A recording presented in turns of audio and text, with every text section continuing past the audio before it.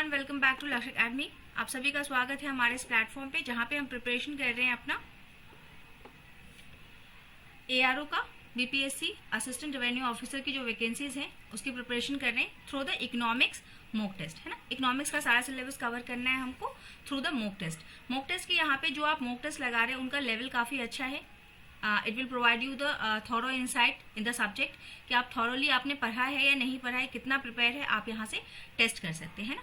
और अगर कुछ कॉन्सेप्ट आपको लगता है, कुछ कॉन्सेप्ट हम यहाँ पे देने की कोशिश करते हैं आपको क्वेश्चंस के जरिए, और जो नहीं हो पाता है तो मान लीजिए अगर किसी भी एक पर्टिकुलर टॉपिक को हम डिस्कस कर रहे हैं यहाँ पे, तो उसकी डिटेल स्टडी आप कर ले, है ना। आपको पता चले कि कौन कौन से एरियाज को हमको कवर करना है, कहाँ से क्वेश्चन पूछे जा सकते हैं ना, और लेवल क्या हो सकता है।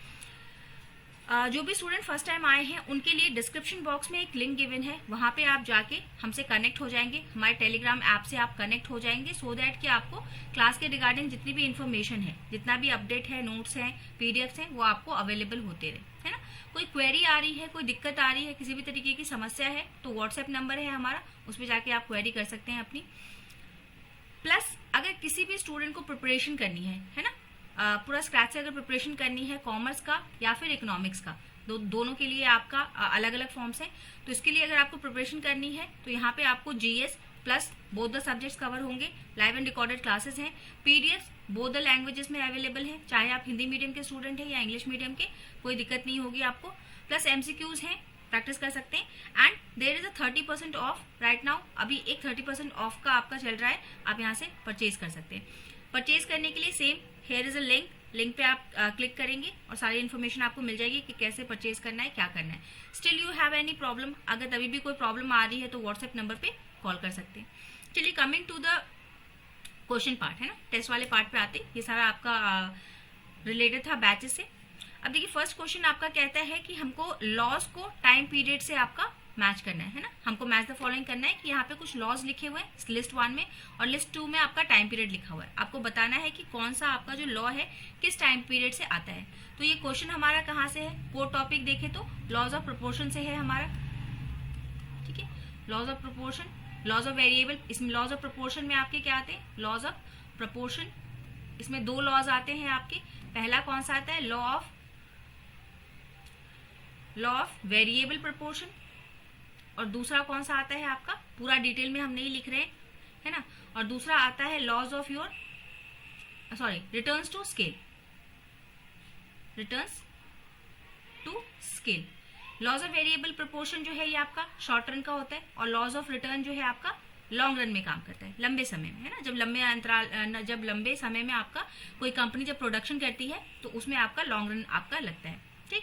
तो शॉर्ट रन में देखिए, शॉर्ट रन में क्या होता है कि आपका एक ही वेरिएबल, जो भी आपके फैक्टर ऑफ प्रोडक्शन है, उत्पादन के जितने भी कारक है, लैंड लेबर मशीन, मतलब जितना भी कुछ है, लैंड लेबर मशीन कैपिटल, जो भी चीजें हैं जो हमारा इनपुट की तरह यूज होता है उत्पादन करने में, उसमें से कोई एक ही वेरिएबल रहेगा, बाकी सारे क्या है, स्थिर रहेंगे, कांस्टेंट रहेंगे, एक ही सिर्फ आपका वेरी किया जा सकता है। लेकिन लॉन्ग रन में क्या है, सभी वेरिएबल हो जाते हैं, जितने भी कारक है सब वेरिएबल हो सकते हैं, आप सभी को चेंज कर सकते हैं और अपना उत्पादन उस हिसाब से एडजस्ट कर सकते हैं। तो हमसे पूछा है कि बताइए law of diminishing marginal return किस पीरियड में लगता है। तो laws of diminishing marginal return जो है हमको वो सिर्फ शॉर्ट रन में देखने को मिलता है, और लॉन्ग रन में जैसा हमने कहा कि हम सारी चीजों को चेंज कर सकते हैं, तो यहाँ पे आपका इंक्रीजिंग भी देखने को मिलेगा, कांस्टेंट भी मिलेगा और डिक्रीजिंग भी मिलेगा, तीनों मिल जाएंगे आपको, है ना।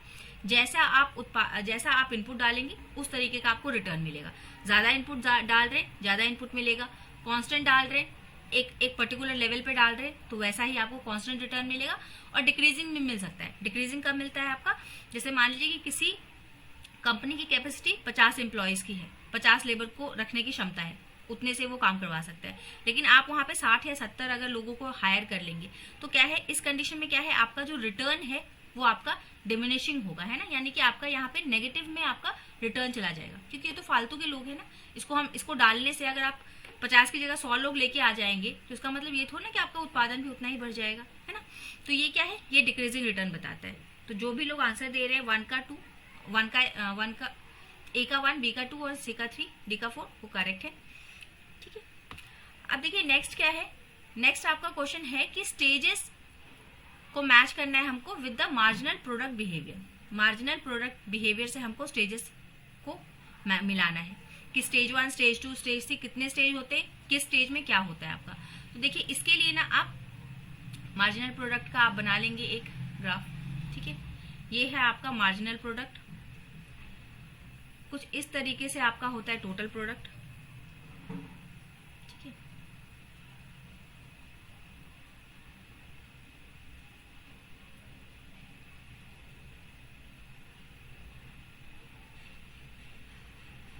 ये है आपका टोटल प्रोडक्ट। टोटल इसको थोड़ा यहाँ जब ये टीपी आपका मैक्सिमम होता है ना तो आपका एमपी क्या है आपका 0 हो जाता है। इस हिसाब से बनाइएगा कि जब टीपी आपका मैक्स पे है तो एमपी क्या है आपका, TP max is equal to MP 0, है ना।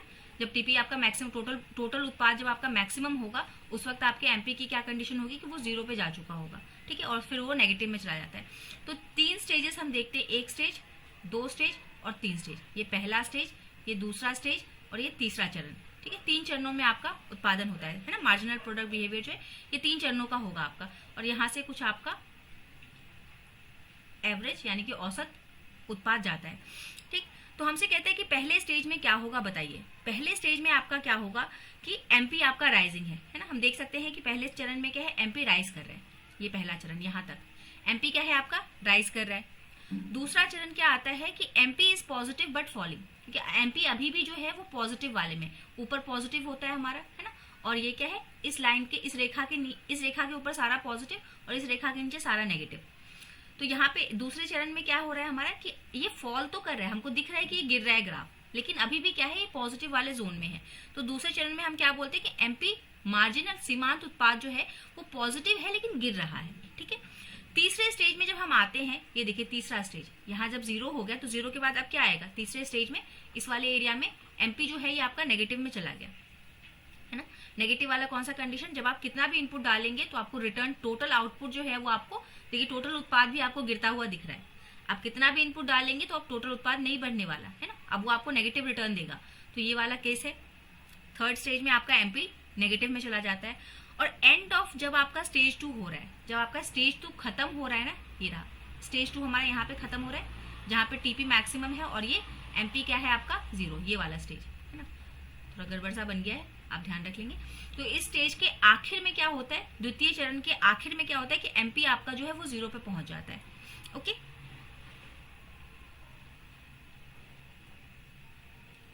तो ये 1 ए का 1, बी का 2, सी का 3 एंड डी का 4, ये आपका करेक्ट आंसर है। जिन्होंने भी बी लगाया है they are correct. Question number 3 पे आते हैं कि लॉज और एजम्पशन हमको देखना है ना, कि लॉज और उसके आपकी एजम्पशन यानी कि अवधारणाएं क्या क्या है, किस लॉ का क्या अवधारणा है। देखिए लॉज ऑफ वेरिएबल प्रोपोर्शन हमने देखा, रिटर्न टू स्केल देखा, ये शॉर्ट रन वाला उत्पादन में, ये लॉन्ग रन वाला, है ना। देन आपका आइसोक्वांट एनालिसिस, यहाँ पे एक नया टर्म है और ये क्या है हमारा, ये भी हमारा शॉर्ट रन का है, डिमिनिशिंग रिटर्न। और आइसोक्वांट क्या है आपका, देखिए एक आपने पढ़ा कंज्यूमर बिहेवियर, पढ़ा होगा, एक कंज्यूमर बिहेवियर आता है आपका और एक आता है प्रोड्यूसर बिहेवियर। कंज्यूमर बिहेवियर में हम डिमांड के बारे में पढ़ते हैं कि कंज्यूमर कैसे डिमांड को जनरेट करता है। प्रोड्यूसर यानी कि उत्पादक का बिहेवियर, व्यवहार अगर आप देखेंगे तो वो उसमें हम स्टडी करते हैं कि कैसे एक उत्पादक जो है वो उत्पादन का निर्णय लेता है कि उसको कितना बनाना है, किसके लिए बनाना है, कितने प्राइस पे बनाना है ना। ये सारी चीजों को ध्यान में रखता है, उसमें उसका प्रॉफिट कितना होगा, लागत कितनी लगेगी, उसको रेवेन्यू कितना आएगा, इन सारी चीजों को देखते हुए वो क्या करता है, सप्लाई क्रिएट करता है, ठीक।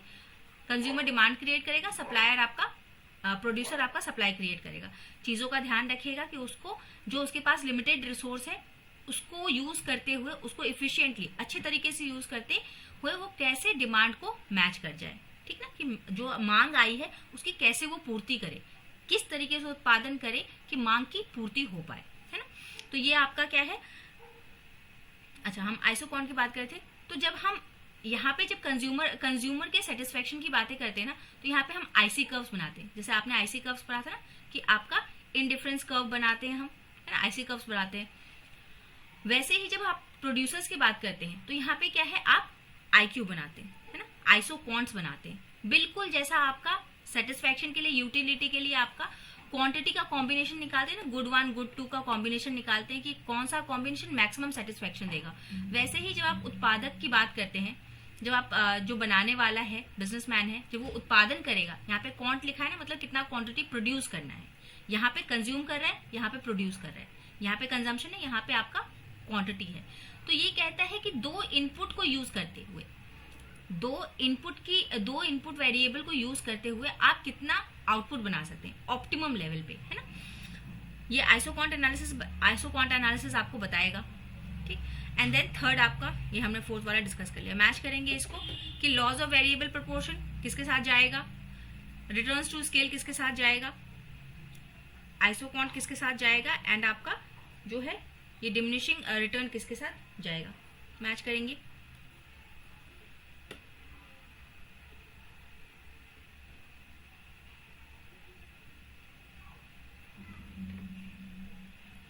देखिए सी का 3 का क्या है आपका, सी करेक्ट है कि जो ए है लॉज ऑफ वेरिएबल प्रोपोर्शन क्या कहता है कि fixed and variable inputs are present. इसमें हमारे पास फिक्स्ड और वेरिएबल इनपुट दोनों होते हैं, है ना। हमने शॉर्ट रन में कहा था कि एक किसी को वेरी कर सकते हैं और बाकी क्या है फिक्स्ड रहेगा। तो आपका ए का 4th हो गया। बी का 2 रिटर्न्स टू स्केल, यानी कि यहाँ पे इनपुट जो है ये डिविजिबल है, चेंजेबल है ना, चेंज कर सकते हैं, डिविजिबल कर सकते हैं। सी आपको बताता है 3, यानी कि यहाँ पे परफेक्ट सब्स्टिट्यूटेबिलिटी पॉसिबल है, यानी कि हम जो ये कॉम्बिनेशन यूज कर रहे हैं ना लैंड का कैपिटल का या लेबर का और कैपिटल का, तो इसमें क्या है कि अगर मान लीजिए कि 2 यूनिट हम लेबर यूज कर रहे हैं और 3 यूनिट कैपिटल यूज कर रहे हैं, तो हम क्या है इसको सब्स्टिट्यूट कर सकते हैं। हम ऐसा भी कर सकते हैं जैसे ये दोनों ये कॉम्बिनेशन मिलके अगर मान लीजिए हमको 5 उत्पाद देते हैं कि 2 यूनिट हमने लेबर का यूज किया, 3 यूनिट हमने कैपिटल का यूज किया, तो हमको आउटपुट क्या मिलेगा 5। तो आप इसी तरीके से इसको 3 और इसको 2 करेंगे तो भी आपको उत्पाद वही मिलेगा, है ना। आइसो क्वांटिटी आपकी कांस्टेंट रहेगी। आइसो मीन्स सेम और क्वांटिटी, ठीक। तो यहाँ पे परफेक्ट सब्स्टिट्यूटेबिलिटी होता है। और डी का आपका कि टेक्नोलॉजी रिमेन्स कांस्टेंट। ओके, चलिए नेक्स्ट क्वेश्चन नंबर 4 पे आएंगे आप। क्वेश्चन नंबर 4 कहता है कि under perfect competition which of the following holds true for a firm in a long run. Perfect competition में लॉन्ग रन में क्या स्थिति रहती है ये बताना है आपको, है। पूर्ण प्रतिस्पर्धा के तहत निम्नलिखित में से कौन सा दीर्घ काल में किसी फर्म के लिए सही है। ओके,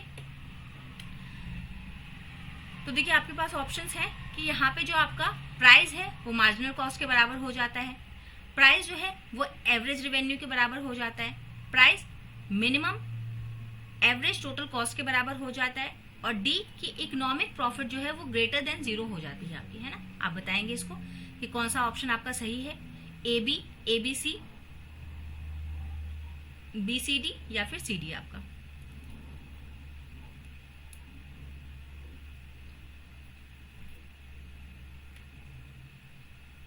देखिए 4th का आंसर आपका बी करेक्ट है। ओके, यानी कि ए मार्जिनल प्राइस जो है आपका मार्जिनल कॉस्ट के बराबर हो जाता है, प्राइस जो है आपका एवरेज रेवेन्यू के बराबर हो जाता है, और प्राइस जो है आपका minimum of average total cost के बराबर हो जाता है। यानी कि देखिए परफेक्ट कंपटीशन में लॉन्ग रन में आपको क्या करना है कि यहाँ पे जब आप सेल करेंगे ना, तो आपको सेल करने के लिए, क्योंकि यहाँ पे परफेक्ट कंपटीशन है, आपके राइवल्स बहुत सारे हैं, उत्पाद बहुत सारे हैं, सिमिलर नेचर के होमोजीनियस प्रोडक्ट होता है ना यहाँ पे कि समान प्रवृत्ति के बहुत सारे प्रोडक्ट होते हैं, कोई डिफरेंशिएशन नहीं होता है। तो वहां पे आपको सेलिंग करने के लिए ना, लॉन्ग रन में बने रहने के लिए आपको क्या करना पड़ता है, अपने प्राइजेस को थोड़ा कम करना पड़ता है। तो यहाँ पे जो प्राइजेस है ना minimum of their average total cost के बराबर हो जाते हैं ना। Prices marginal cost and average revenue को के बराबर रहते हैं, और plus marginal average minimum of average total cost के बराबर हो जाते हैं।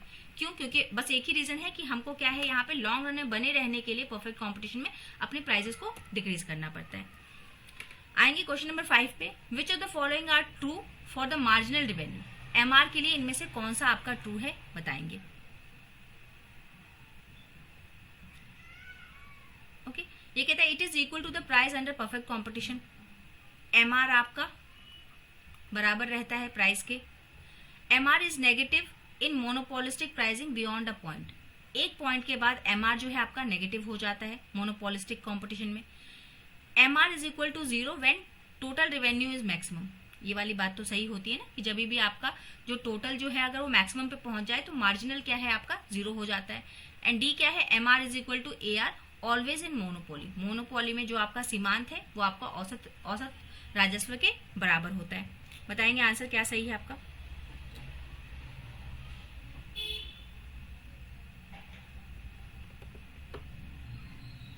जी, इसका आंसर क्या है आपका, ए करेक्ट है कि यहाँ पे 1, 2 एंड 3 जो है ये सही है।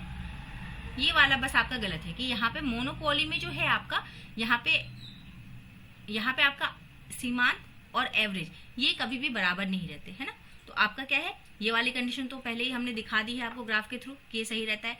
MR is negative in monopolistic pricing beyond a point, एक पॉइंट के बाद आपका जो मार्जिनल रेवेन्यू है ना वो नेगेटिव में चला जाता है। And price is equal, prices जो है बराबर रहते हैं हमारे, अभी हमने देखा है कि प्राइजेस बराबर रहते हैं कहाँ पे आपका परफेक्ट कॉम्पिटिशन में प्राइजेस इक्वल रहते हैं। चलिए नेक्स्ट आएंगे क्वेश्चन नंबर 6 पे। आपका क्वेश्चन नंबर 6 कहता है कि which statement are true in context of relationship between average cost and marginal cost. इन दोनों में आपको रिलेशन बताना है कि एवरेज कॉस्ट, ये कल की क्लास में भी हमने कहा था कि आप एवरेज और मार्जिनल, चाहे वो कॉस्ट हो, प्रोडक्ट हो, रेवेन्यू हो, जो भी हो, उनमें आपको रिलेशन याद कर लेना है। और टोटल और मार्जिनल में भी जो रिलेशन है उसको आपको देख लेना है। उसी ग्राफ से आएगा आपका, है ना, जो ग्राफ हमने बनाया था कि एक ही ग्राफ पे आप तीनों को बना लीजिएगा और उनका रिलेशन देखिएगा कि जब टोटल प्रोडक्ट बढ़ता है तो उस वक्त मार्जिनल के साथ क्या हो रहा होता है, सीमांत के साथ, है ना। हमने देखा था ना अभी ये कि ये टोटल प्रोडक्ट का बनाया हमने, फिर मार्जिनल का बनाया, फिर एवरेज का बनाया। तो ये टोटल, एवरेज और मार्जिनल, इनका रिलेशन आपको देखना होता है।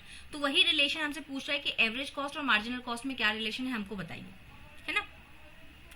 तो कहता है कि जब एमसी आपका स्मॉलर है और एसी इज ग्रेटर है, तो इस केस में क्या हो रहा है, एसी फॉल कर रहा है क्या, when MC is smaller, MC कम है ना। देखिए एमसी क्या है आपका, कम है एसी से। यहाँ पे दिख रहा है हमको कि एसी ऊपर है, एमसी नीचे है, तो ये वाली कंडीशन है। तो इस वक्त क्या आपका एसी फॉलिंग कर रहा है,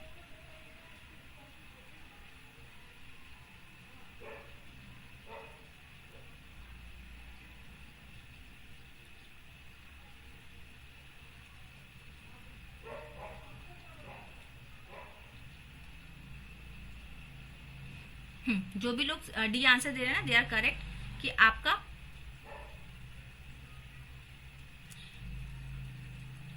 ए करेक्ट है, बी करेक्ट है एंड सी करेक्ट है। But MC always intersect AC from below नहीं। देखिए एमसी ऊपर से कट करता है हमेशा। जो इसका उल्टा अगर लिखा होता ना, अगर यहाँ पे एसी लिखा होता और यहाँ एमसी लिखा होता तो ये करेक्ट होता, है ना। कि देखिए यहाँ पे क्या है, एसी जो है वो नीचे से कट करता है, ये हमेशा ऊपर से कट करता है। ओके, चलिए नेक्स्ट आइएगा।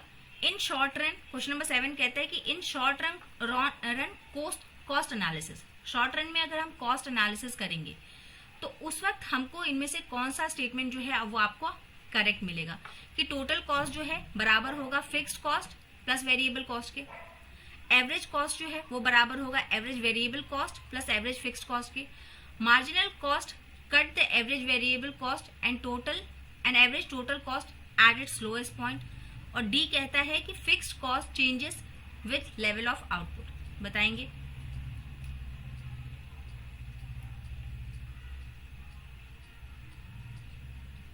देखिए ये तीनों बातें जी आपका, जिनका भी आपका बी आंसर आ रहा है दे आर करेक्ट कि देखिए सारी बातें होती हैं शॉर्ट रन में। जो आपका टोटल कॉस्ट होगा उसमें दोनों कॉस्ट शामिल होंगे, है ना। कुछ फिक्स कॉस्ट होगा, कुछ वेरिएबल कॉस्ट होगा, है ना, क्योंकि हमारे पास जो शॉर्ट रन है वहां पे वेरिएबल वाला फैक्टर भी होता है और फिक्स वाला भी होता है। फिक्स तो हमेशा ही रहेगा, है ना। एवरेज क्या है, एवरेज कॉस्ट भी उसी तरीके का रहेगा, औसत में भी दोनों चीजें रहेंगी। Marginal cost cuts the average and total eight its lowest point पे उसको कट करती है, कुछ इस तरीके का आपका बनता है ना।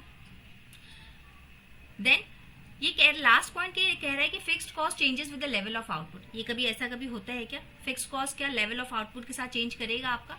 फिक्स्ड कॉस्ट तो फिक्स ही रहता है ना, वो तो हमेशा एक पर्टिकुलर लेवल पे फिक्स ही रहेगा। अगर 50,000 आपका लगता है फिक्स्ड कॉस्ट तो वो हमेशा लगता ही रहेगा। फॉर एग्जाम्पल आपका रेंट, फैक्ट्री का रेंट, क्या वो कभी चेंज होगा क्या? उत्पादन के साथ रेंट भी चेंज हो जाए हमारा, कि हमको लैंडलॉर्ड बोले कि आप 50 यूनिट उत्पाद कर रहे हो तो आपसे हम 50,000 लेंगे और 100 यूनिट करोगे तो हम उसको 100 कर देंगे, तो ऐसा नहीं होता है ना। चलिए नेक्स्ट आएंगे कि which cost is are relevant for decision making in a short run. Short run में जब हम डिसीजन लेते हैं कॉस्ट के रिगार्डिंग तो हमारा कौन सा कोई भी डिसीजन लेते हैं तो वहां पे हमारा कौन सा कॉस्ट रिलेवेंट रहता है। अल्पावधि में निर्णय लेने के लिए कौन सी लागतें प्रासंगिक हैं, बताएंगे? मार्जिनल कॉस्ट, संक कॉस्ट, डूब का कॉस्ट, सीमांत कॉस्ट, अवसर कॉस्ट या निश्चित कॉस्ट। देखिए, डिसीजन लेने में जो निश्चित कॉस्ट है वो कभी आपका काम नहीं करेगा, क्योंकि जो निश्चित है वो लगना ही लगना है। एंड जो आपका शटडाउन कॉस्ट है ये भी आपका क्या है, लगना ही लगना है, यानी कि ए और सी इज योर करेक्ट, कि आपको सीमांत कॉस्ट इफेक्ट करेगा कि एक अधिक उत्पाद बनाने पे हमारा कितना कॉस्ट आएगा, और अपॉर्चुनिटी कॉस्ट क्या है, अगर हमने किसी एक लेवल ऑफ प्रोडक्शन को चुना तो दूसरा जो बेस्ट कॉम्बिनेशन होगा लैंड का, लेबर का, कैपिटल का, वो हम छोड़ रहे हैं, है ना। बेस्ट ऑल्टरनेटिव जिसको हमने फॉरगॉन कर दिया वो क्या है, देता है आपको अपॉर्चुनिटी कॉस्ट। तो ये और ये आपके करेक्ट है। जब भी आप डिसीजन लेते हैं तो मार्जिनल कॉस्ट, अपॉर्चुनिटी कॉस्ट को जरूर ध्यान में रखेंगे। संक कॉस्ट से हमारा कोई लेना देना नहीं है, और ये फिक्स्ड कॉस्ट भी चेंज नहीं होगा, है ना। चलिए, उसका हम कुछ नहीं कर सकते। नेक्स्ट आएंगे क्वेश्चन नंबर 9 पे। क्वेश्चन नंबर 9 आपका कहता है कि in context of isoquant analysis, isoquant analysis अभी हमने देखा है ना, which of the following statements are correct, ये बताएंगे आप खुद से कि आइसोक्वांट का अगर हम विश्लेषण कर रहे हैं तो उस वक्त कौन कौन सा कथन आपका सही होगा। Isoquant shows lower level of output, जितना हाइयर है वो उतना लोअर दिखाएगा, जैसे ये बनते हैं ना आइसोक्वांट्स बनेंगे, तो कह रहे हैं कि जो हाइयर वाला है वो लोअर लेवल ऑफ आउटपुट बताएगा। यहाँ पे लैंड, लेबर, कैपिटल, यहाँ पे इनपुट्स हैं आपके, यहाँ पे आउटपुट है, ठीक है। फिर कहते हैं कि ये नेवर इंटरसेक्ट, बात सही है, ये कभी एक दूसरे को नहीं काटती हैं। Isoquant slope downwards from left to right, हमेशा लेफ्ट टू राइट को इसकी ढलान नीचे की तरफ होती है। देन कहता है कि marginal rate of technical substitution यानी कि MRTS is constant in all type of isoquants, हर तरह के आइसोक्वांट में ये बराबर ही रहता है, इसका कोई लेना देना नहीं है। तो मार्जिनल है तो कैसे वो बराबर हो सकता है। तो आपका यहाँ पे आंसर क्या सही होगा, 9th का आपका आंसर बी इज करेक्ट, कि बी और सी जो है बस यही दोनों आपके सही है ना। जो हाइयर वाला है वो हाइयर लेवल दिखाता है, जो हाइयर है वो हाइयर लेवल दिखाएगा, और ये मार्जिनल बोल दिया तो कांस्टेंट कैसे रह सकता है ना। तो ये दो बातों को मतलब उल्लंघन करती हैं, जो बोल रही हैं उसका खुद ही पालन नहीं कर रही हैं। नेक्स्ट क्वेश्चन नंबर 10 पे आएंगे। Which of the following reflect the concept of return to scale. Return to scale का कॉन्सेप्ट हमको इन प्रोडक्शन फंक्शन इनमें से कौन सी लाइन हमको बताती है कि रिटर्न टू स्केल हमको मिलेगा, है ना। रिटर्न टू स्केल क्या कहते हैं कि जितना आप इनपुट दोगे उतना आपको आउटपुट मिलेगा, है ना। कम दोगे कम मिलेगा, ज्यादा दोगे ज्यादा मिलेगा। तो आपको बताना है कौन सा रिफ्लेक्ट कर रहा है ना। कहता है total output more than double if the inputs are double, if all the inputs are double. दूसरा कहता है isoquant move closer together as output increases, अगर आउटपुट इंक्रीज होगा तो आइसोक्वांट्स पास पास आ जाएंगे। Input combination yield constant marginal product, input का कॉम्बिनेशन जो है कोई भी कॉम्बिनेशन यूज कीजिए कांस्टेंट मार्जिनल आपको मिलेगा प्रोडक्ट। देन कहता है कि production becomes more efficient eight larger scale, जितना स्केल लार्जर होगा उतना आपका उत्पादन जो है उतना इफिशिएंट, उतना अधिक कुशल हो जाएगा। क्वेश्चन नंबर 10 का आंसर बताएंगे। देखिए आपकी सारी बातें यहाँ पे सही है, बस सी को छोड़ के, है ना। जो लोग भी आपका डी आंसर दे रहे हैं दे आर करेक्ट, है ना, कि सारी बातें सही हैं आपकी, बस एक इसको छोड़ के। यहाँ पे क्या कह रहा है कि इनपुट कॉम्बिनेशन जो है वो यील्ड करते हैं आपके कांस्टेंट मार्जिनल प्रोडक्ट। देखिए मार्जिनल प्रोडक्ट आपका कभी भी कांस्टेंट नहीं रहता, मार्जिनल का मतलब ही है वेरिएबल, है ना, कि एक यूनिट से आपने अगर वेरी किया तो आपको रिजल्ट भी वेरिएबल ही मिलेगा। कितना चेंज आएगा, यही पढ़ते ना कि एक यूनिट सीमांत मतलब क्या, कि एक यूनिट के चेंज से हमको कितना चेंज देखने को मिल रहा है ना। तो ये आपका गलत हो जाएगा। नेक्स्ट क्वेश्चन नंबर 11 अब आपका आ गया, ये कहाँ से, आपका इन्वेस्टमेंट डिसीजन का question, capital budgeting investment decision का क्वेश्चन है कि NPV and net present value and internal rate of return. कह रहा है कि which condition might lead to the conflict between NPV and internal rate of return. कौन सी बातें जो है दोनों में आपका अलगाव पैदा करती हैं, टकराव पैदा करती हैं, कि जो इसमें जो बात कही गई है वो इसमें नहीं है, दोनों किस पॉइंट पे एक दूसरे से अलग होते हैं। पहला कहता है कि नॉन कन्वेंशनल कैश फ्लोज, दूसरा है म्यूचुअली एक्सक्लूसिव, गैर पारंपरिक नकदी प्रवाह, परस्पर अनन्य परियोजनाएं, project with similar scale and timing, different project life span, कि प्रोजेक्ट जो है उनका लाइफ स्पैन क्या है, अलग है। तो कहाँ पे ये दोनों एक दूसरे से भिन्न हो जाती हैं?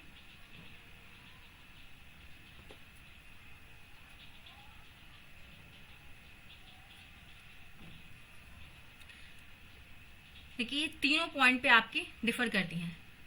कैश फ्लोज डिफर हो सकते हैं, म्यूचुअली एक्सक्लूसिव प्रोजेक्ट एंड आपका डिफरेंट प्रोजेक्ट लाइफ स्पैन। ठीक है, इन तीनों पॉइंट पे इन दोनों में मतभेद है। बाकी इस पॉइंट पे ये दोनों क्या है, सहमत रहते हैं कि सिमिलर स्केल एंड टाइमिंग, है ना। तो आपका ऑप्शन नंबर इस हिसाब से जो लोग भी आपका दे रहे हैं, दिस इज करेक्ट, ए आपका करेक्ट है क्वेश्चन नंबर 11 का।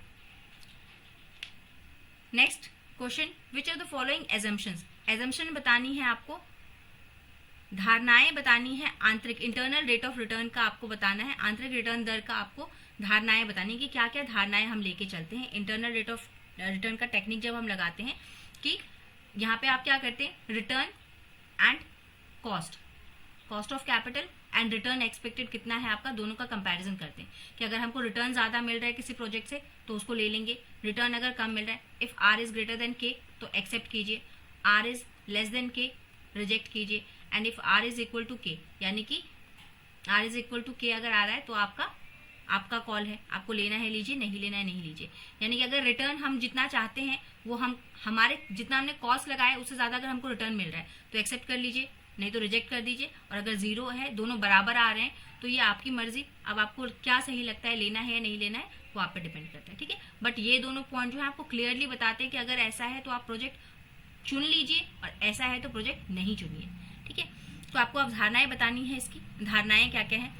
The intermediate cash flows are reinvested at internal rate of return, project cost is constant throughout this life, कि प्रोजेक्ट का कॉस्ट जो है वो पूरे लाइफ के लिए उसके बराबर रहता है। All cash flows occur at the beginning of each period, cash flows को हम क्या करते हैं, पीरियड की स्टार्टिंग में ही मान लेते हैं। And the project has only one internal rate of return, बताने क्या आप धारणाएं क्या क्या है इसकी, हम क्या क्या धारणाएं लेके चलते हैं जब इंटरनल रेट टेक्निक का यूज करते हैं हम।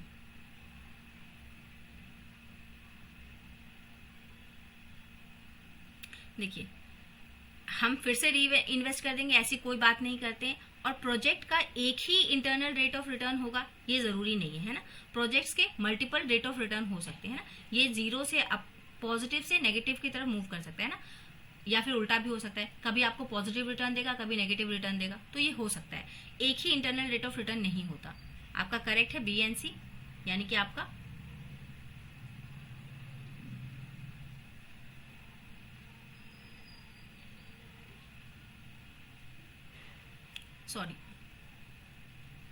देखिए कांस्टेंट नहीं रहता, अभी हमने कहा ना कि पॉजिटिव टू नेगेटिव हो सकता है, तो ये आपका इंटरमीडिएट को हम री इन्वेस्ट कर देते हैं, री इन्वेस्टमेंट हो सकता है, और आपका क्या है कि बिगनिंग पे ही हम मानते हैं, थ्रू आउट कांस्टेंट रहे ये पॉसिबल नहीं है, क्योंकि कभी पॉजिटिव रिटर्न देगा कभी नेगेटिव रिटर्न करेगा, है ना, तो पॉजिटिव टू नेगेटिव जा सकता है, यानी ए और सी जो है आपका ये करेक्ट है। Next, which of the following are characteristics of payback period, payback period के क्या क्या विशेषताएं हैं, कि it ignores the time value of money, ये अगर आप देखेंगे तो कुछ आपके डिस्काउंटेड होते हैं, यानी कि कुछ टाइम वैल्यू ऑफ मनी को कंसिडर करते हैं कि आज जो हमारे पास पैसा है उसकी कल वैल्यू कुछ और हो जाएगी, है ना, टाइम के साथ मनी की वैल्यू आपकी चेंज होती है, इसका फुल फॉर्म क्या होता है, टाइम वैल्यू ऑफ मनी, है ना, तो ये इग्नोर करता है पे बैक पीरियड, बात सही है। Measure the risk indirectly through liquidity, ये लिक्विडिटी पे ज्यादा ध्यान देता है कि कितनी जल्दी हमारे पास पैसा वापस आ जाए, है ना, लिक्विडिटी कितनी जल्दी बनी रहे। Consider the cash flows after पे बैक, नहीं, पे बैक पीरियड बस हम इतना ही ध्यान देते हैं कि हमने जो पैसा लगाया, अगर 5 लाख का इन्वेस्टमेंट किया है तो वो 5 लाख कितनी जल्दी हमारे पास वापस आ जाए, कितने दिन में आप वापस आएंगे, बस इसको हम ध्यान देते हैं कि 2 साल में वापस आ रहा है, 3 साल में आ रहा है, जितनी जल्दी आ रहा है उतना अच्छा, तो यहाँ पे हम सिर्फ लिक्विडिटी को ध्यान देते हैं। Next, useful in liquidity sensitive decisions, बताइएगा आंसर क्या होगा इसका, ए बी सी डी, यहाँ से कौन से कॉम्बिनेशन आपके सही हैं पे बैक पीरियड मेथड के लिए।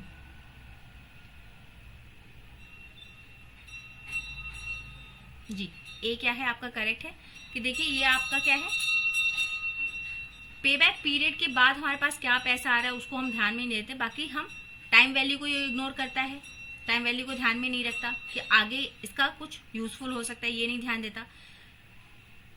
देन रिस्क को इनडायरेक्टली मेजर करता है, देखिए जितना जल्दी आपके पास पैसा आ जाएगा आपके पैसे का डूबने का खतरा उतना कम रहेगा, है ना। और नेक्स्ट है डी वाला है useful liquidity sensitive. Liquidity sensitive decisions में ये बहुत हेल्पफुल होता है, वहां पे आप पे बैक पीरियड मेथड का यूज कर सकते हैं। नेक्स्ट आएंगे हम question number 14, limitations of profitability index pi. ये भी क्या है आपका, ये भी आपका कैसा है, पीआई वाला जो है प्रॉफिटेबिलिटी इंडेक्स। इसमें भी हम प्रॉफिटेबिलिटी के आधार पे आपका प्रोजेक्ट जो है उसकी रैंकिंग कर देते हैं कि कौन सा किसकी प्रॉफिटेबिलिटी सबसे अच्छा है, उसको नंबर 1, उससे कम किसका है नंबर 2, उससे कम किसका है नंबर 3, है ना। तो इस हिसाब से हम इंडेक्सिंग कर देते हैं और फिर प्रोजेक्ट को सेलेक्ट करते हैं। तो कह रहा है कि बताइए कि लिमिटेशंस क्या होती हैं जब इसको हम इंडिपेंडेंटली यूज करते हैं, सिर्फ इसी मेथड का यूज करेंगे तो उसका लिमिटेशन क्या क्या हो सकता है। आंसर देंगे, मिसलीड इन म्यूचुअली एक्सक्लूसिव प्रोजेक्ट में हमको मिसलीड कर सकता है, जी कर सकता है ये हमको। It can not be use in when initial investment is zero. इसको हम यूज नहीं कर सकते अगर हमारा इनिशियल इन्वेस्टमेंट जो है वो अगर जीरो है तो हम इसको यूज नहीं कर सकते। It does not reflect the total value addition, total value addition को नहीं दिखाता। और may not align with the NPV in ranking, है ना। तो देखिए यहाँ पे एक ही पॉजिटिव बात हमको दिख रही है, मिसलीड नेगेटिव बात है यानी कि लिमिटेशन है, नॉट रिफ्लेक्ट ये भी नेगेटिव बात है, नॉट अलाइन ये भी नेगेटिव बात है। तो जो आपका ऑप्शन नंबर आपका सी है ना, कि ए सी डी ये आपका करेक्ट है।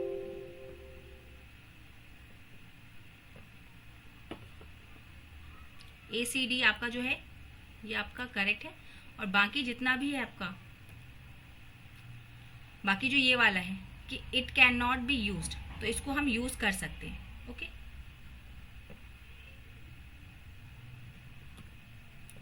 क्वेश्चन नंबर 14 का आपका सी करेक्ट है। नेक्स्ट आएंगे क्वेश्चन नंबर 15 पे, कहता है method incorporated time value of money. इनमें से कौन से मेथड में टाइम वैल्यू ऑफ मनी लगती है यानी कि डिस्काउंटिंग यूज होती है। तो देखिए आपका डिस्काउंटिंग दो जगह यूज होगी, एक तो आपका बी में और एक आपका इंटरनल रेट ऑफ रिटर्न में। अकाउंटिंग रेट ऑफ रिटर्न,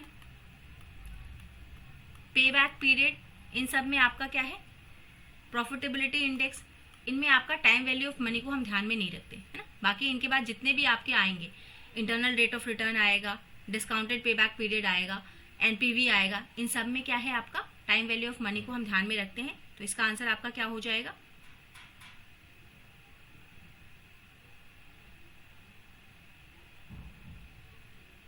इसका आंसर हो जाएगा आपका डी। ओके, इन दोनों में किस किस में हमको टाइम वैल्यू ऑफ मनी को हम ध्यान में रखते हैं, तो इन दोनों में हम टाइम वैल्यू ऑफ मनी को ध्यान में रखते हैं। Okay, next question number 16, which of the following scenario can result in the multiple internal returns, है ना। निम्नलिखित में से कौन सा परिदृश्य कई इंटरनल रिटर्न का परिणाम हो सकते हैं, है ना। कहते हैं कि initial outflow followed by inflows and then a major outflow, initial outflow followed by inflows and then a major outflow, यानी कि यहाँ पे इनिशियल आउटफ्लो जो है, जो स्टार्टिंग में पैसा आ रहा है वो बाद में मेजर आउटफ्लो बन सकता है ना, यानी कि वेरिएशन आ सकता है इंटरनल रिटर्न में। देन दूसरा कहता है आरंभिक वही प्रवाह के बाद अंतर्वाह और फिर एक बड़ा वही प्रभाव हो सकता है, जी हाँ बिल्कुल हो सकता है। Project with even cash flows, यहाँ पे क्या है प्रोजेक्ट जो है उसमें आपका एक समान का कैश फ्लो अगर होगा तो मल्टीपल इंटरनल रिटर्न तो हमको नहीं मिल रहा, एक ही समान मिल रहा है। आप क्या कह रहे हैं कि इवन एक जैसा समान नकदी प्रवाह रहेगा, तो यहाँ पे मल्टीपल नहीं होगा, ये हमारा गलत हो गया। देखिए जहां जहां बी आ रहा है वो ऑप्शन आपके गलत हो जाएंगे। तो अगर आप ऑप्शंस को चेक करेंगे तो क्या है, इन सब में बी आ रहा है, यानी कि आंसर क्या है आपका डी होगा, है ना। कह रहा है changes in the sign, sign change हो यानी कि negative to positive, positive negative, अभी भी हमने बात की है पीछे। Use of modified internal rate of return, modified internal rate of return का मतलब ही क्या है कि यहाँ पे हमारे इंटरनल रेट ऑफ रिटर्न का मॉडिफिकेशन हुआ है ना, संशोधन हुआ है, यानी कि बदलाव हुआ है, तो चेंज कर सकता है, मल्टीपल हो सकता है। तो आपका ए एंड सी जो है ये आपका करेक्ट है।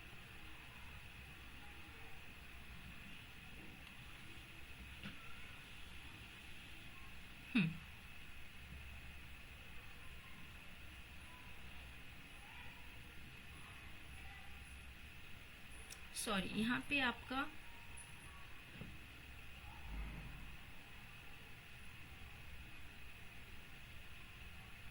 ACD होना चाहिए, है ना,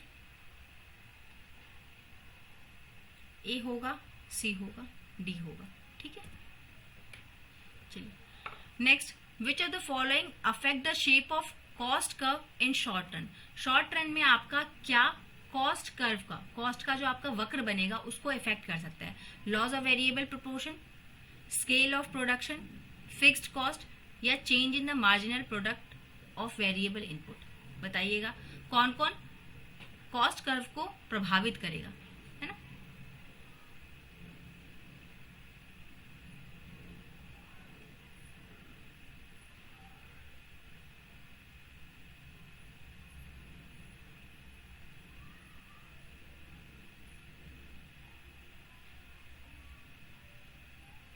देखिए लॉस ऑफ वेरिएबल प्रभावित करेगा कि जैसे जैसे आपका उत्पादन में चेंजेस आएगा वैसे वैसे क्या है, आपका वक्र भी चेंज होगा।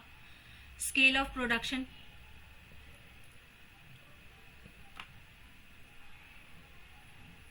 स्केल ऑफ प्रोडक्शन यहाँ पे काम नहीं करेगा। फिक्स्ड कॉस्ट, फिक्स्ड कॉस्ट का भी अपना एक फैक्टर है, फिक्स्ड कॉस्ट भी इंक्लूड होता है आपके कॉस्ट में, तो वो भी क्या है आपको प्रभावित करेगा। And changes in the marginal product of variable input, जैसे जैसे आप इनपुट को वेरी करेंगे वैसे वैसे कॉस्ट भी आपका क्या है, इनपुट में कॉस्ट लगना है तो कॉस्ट वेरी करेगा। यानी कि बी को छोड़ के बाकी सारे आपके ऑप्शन है, यानी कि ए सी डी जो है ये आपका करेक्ट ऑप्शन है। जो लोग भी सी दे रहे हैं वो करेक्ट है। नेक्स्ट क्वेश्चन नंबर 18 कि which of the following combination illustrates increasing return to scale. जो इंक्रीजिंग रिटर्न टू स्केल है उसके लिए आपके कौन कौन से कॉम्बिनेशन सही है यहाँ पे बताएंगे। अगर इनपुट डबल किया तो आउटपुट लेस होगा, ये कहाँ से हो सकता है। इनपुट अगर आप बढ़ाएंगे इंक्रीजिंग रिटर्न में, मतलब कि जितना आप इनपुट देंगे उतना आउटपुट होगा, तो ये बात तो गलत होगी। Input doubles output exactly double, जितना इनपुट देंगे उतना ही वो डबल होगा, तो ये बात भी थोड़ी डाउटफुल है। नेक्स्ट कहता है कि इनपुट डबल्स, अगर आप इनपुट को दोगुना करेंगे तो आउटपुट मोर देन डबल होगा, ये बात एकदम सही। और कहता है अगर इनपुट को आप हाफ करेंगे तो आउटपुट भी आपका लेस देन हाफ हो जाएगा, तो ये दोनों बातें गलत है। जहां पे आपका सी और डी आ रहा है वो आपका आंसर सही है। जो लोग भी डी दे रहे हैं वो बिल्कुल सही है। Second last question for the day कहता है कि which of the following factors critically influence the strategic investment decision in capital budgeting. जब आप पूंजी बजट में रणनीतिक निवेश निर्णय लेते हैं तो आप किन किन चीजों का ध्यान देते हैं। अभी हमने एक ऐसा ही क्वेश्चन किया है बिल्कुल, है ना, कि किस किस चीज का स्ट्रैटेजी में आप ध्यान रखते हैं। तो आप ध्यान किस किस का रखते हैं। अपॉर्चुनिटी कॉस्ट का ध्यान रखते हैं। हमने देखा था कि अपॉर्चुनिटी कॉस्ट को आपको ध्यान में रखना है कि कितनी आपकी अपॉर्चुनिटी, उसमें कितना बेस्ट ऑल्टरनेटिव को छोड़ने में आपका कितना लगा है कॉस्ट, है ना, कौन कौन से अपॉर्चुनिटी को आपने छोड़ा है उसका भी कॉस्ट आप ध्यान में रखते हैं। दूसरा आप देखते हैं कि cash flow volatility and risk premium, कि कितना हमारा कैश फ्लो जो है, नगदी प्रवाह कितना अस्थिर रहेगा, मतलब कितना ज्यादा हमारा कैश फ्लो जाएगा या आएगा उसको हम ध्यान में रखेंगे। और रिस्क कितना इन्वॉल्व है ना। कैपिटल बजटिंग जब आप करेंगे, जब कैपिटल बजटिंग में क्या है, आप एक ह्यूज अमाउंट ऑफ मनी को क्या है किसी प्रोजेक्ट में इन्वेस्ट करते हैं, तो आप दोनों चीजों को तो ध्यान में रखेंगे ना, कि कितना हमारा कैश का फ्लो होगा, कितना आएगा कितना जाएगा, और कितना रिस्क एसोसिएटेड है इसके साथ। इतना पैसा लगाने में कुछ रिस्क तो लगेगा, तो उसको भी आप ध्यान में रखेंगे। डेप्रिसिएशन मेथड चोजन, कौन सा डेप्रिसिएशन मूल्यह्रास की कौन सी विधि लगाएंगे। और post investment monitoring and control. देखिए डेप्रिसिएशन क्या लगेगा, इसका हमको पहले ध्यान नहीं देना है ना, कैपिटल बजटिंग एकदम स्टार्टिंग में हमको नहीं ध्यान देना है। और उसके बाद post investment monitoring and control भी हम करते हैं, कि जो हमने पैसे इन्वेस्ट किए किसी प्रोजेक्ट में, है ना, तो उसका बाद में हमको मॉनिटर भी करना है, फॉलोअप भी करना है कि ये सही जा रहा है या नहीं, और अगर कोई वेस्टेजेस हो रही है तो उसको कंट्रोल करना है। तो आपका ए बी डी जो है ये करेक्ट है। सिर्फ डेप्रिसिएशन को आप ध्यान में नहीं रखते जब आप डिसीजन लेते हैं ना, स्ट्रैटेजिक डिसीजन जब लेते हैं, कैपिटल बजटिंग का रणनीतिक निवेश निर्णय जब आप लेने जाते हैं पूंजी बजटिंग में, तो आप इन सब चीजों का ध्यान रखते हैं, डेप्रिसिएशन को आप छोड़ देते हैं, है ना। Last question for the day कि which of the following project evaluation scenario best reflect the limitation of traditional investment decision to. जो आपका पारंपरिक जो आपका डिसीजन लेने का तरीका है ना, जो टूल्स हैं डिसीजन लेने के, उसका आपको लिमिटेशन बताना है कि उसकी लिमिटेशंस क्या क्या हो सकते हैं। प्रोजेक्ट विद एनवायरमेंटल एक्सटर्निटीज, कि जहाँ पे आपका पर्यावरण की बाहरी चीज़ों की बात आती है वहाँ पे आपका ट्रेडिशनल डिसीजन मेथड जो है वो फेल हो जाता है। सही बात है ना। देन कहता है कि आपका project with uniform cash flows, वहाँ पे आपका ट्रेडिशनल मेथड फेल होता है। नहीं, ये तो सबसे इजी है ना कि जहाँ पे आपका यूनिफॉर्म कैश इनफ्लो हो रहा है वहाँ पे तो ट्रेडिशनल मेथड लगाएंगे, कोई प्रॉब्लम नहीं है। नेक्स्ट कहता है कि project with intangible strategic benefits, कुछ ऐसे प्रोजेक्ट जिसमें आपके अमूर्त रणनीति आती है ना, अमूर्त स्ट्रैटेजिक बेनिफिट्स आते हैं, वहाँ पे ट्रेडिशनल मेथड फेल हो जाता है। जहाँ स्ट्रैटेजी की बात आती है वहाँ पे ट्रेडिशनल चीज़ें काम नहीं करती। एंड लास्ट है कि project using historical cost based accounting, है ना, जहाँ पे आपका हिस्टोरिकल कॉस्ट बेस्ड अकाउंटिंग है वहाँ पे आपका क्या है, ये इसका लिमिटेशन है कि हम हिस्टोरिकल कॉस्ट पे काम करते हैं, तो वो भी एक लिमिटेशन है ना। तो आपका ये लिमिटेशन है, ये लिमिटेशन है और ये लिमिटेशन है, यानी कि ACD, option number C is correct. Question number 20 का option number C is correct. ठीक है, तो these are the 20 questions of your economics. यहाँ पे हमने दो चीज़ों को डिस्कस किया, एक तो आपका जो आपका प्रोड्यूसर बिहेवियर है उसको देखा, और दूसरा हमने क्या देखा है आपका कि जो बजटिंग वाला है, इन्वेस्टमेंट डिसीजन, उसको देखा है हमने। तो इन दो टॉपिक्स को अच्छे से प्रिपेयर कर लीजिएगा। आपकी रैंकिंग आप जान सकते हैं यहाँ से, आपने कितने क्वेश्चन सही किए, कितने गलत किए, कौन से तुक्के में सही हुए, कौन से सही में आपको आते थे। तो इन सब चीज़ों से आप अपना इवैल्यूएशन कर सकते हैं कि आपकी प्रिपरेशन कैसी जा रही है ना। Still if you need the batches, आपको लगता है कि बैचेस लेने की जरूरत है तो जरूर से अवेल करें। डिस्क्रिप्शन बॉक्स में आपके लिंक गिवन है, वहाँ पे जाके आप परचेज कर सकते हैं। ठीक है, thank you everyone, have a nice and wonderful day, keep revising, keep practising.